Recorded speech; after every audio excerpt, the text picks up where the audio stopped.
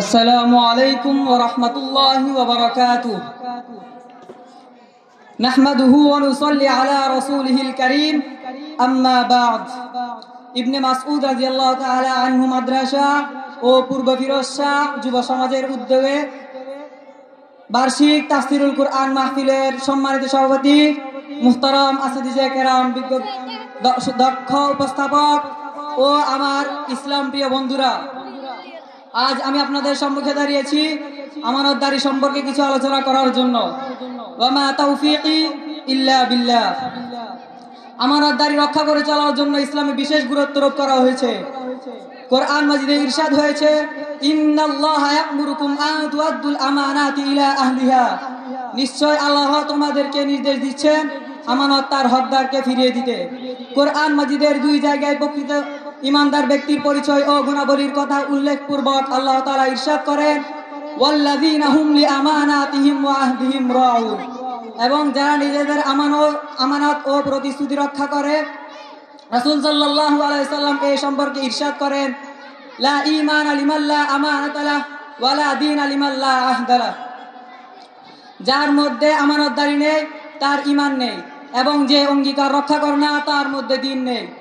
অন্য এক হাদিসে আছে, রাসূল সাল্লাল্লাহু আলাইহি সাল্লাম বলেছেন, আয়াতুল মুনাফিকি সালাত, যাদা মুসলিমুন ওয়া ইসামা ওয়া সাল্লা থুম্মা ইত্তাফাকা ইযা হাদাসা কাযাবা ওয়া ইযা ওয়া'আদা আখলাফা ওয়া ইযা তুমিনা খান। মুনাফিকের আলামত তিনটি। সহিহ মুসলিমের বর্ণনা আছে, যদিও সে রোজা রাখে, সালাত আদায় করে এবং সে মনে করে যে আমি মুসলমান। অতঃপর তারা উভয় বর্ণনা করেছেন যে, এক, যখন সে কথা বলে মিথ্যা বলে, দুই, ওয়াদা করলে বরখেলাপ করে, এবং তিন, আমানত রাখলে তার খেয়ানত করে। মোট কথা হলো, জীবনের সকল ক্ষেত্রে আমানতদারি রক্ষা করে চলা অত্যাবশ্যক। চাই সে শ্রমিক হোক বা মালিক হোক কিংবা দেশের ধনবান ব্যক্তি হোক, সকলের জন্যই তা রক্ষা করা অপরিহার্য। দেশ, সমাজ ও রাষ্ট্রে যত সর্বনাশ আমরা দেখতে পাচ্ছি তার অধিকাংশই আমানত রক্ষা না করার কারণে হয়ে থাকে।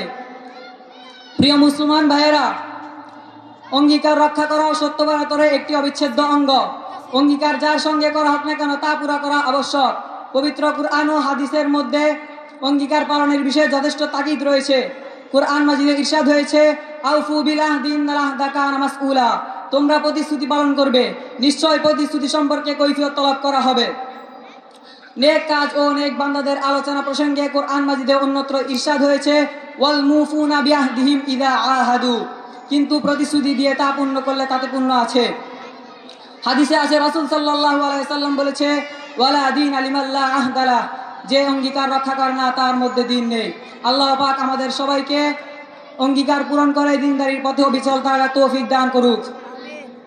ওয়া আখির দাওয়ানা আনিল হামদুলিল্লাহি রাব্বিল আলামিন। আসসালামু আলাইকুম ওয়া রাহমাতুল্লাহি ওয়া বারাকাতুহু।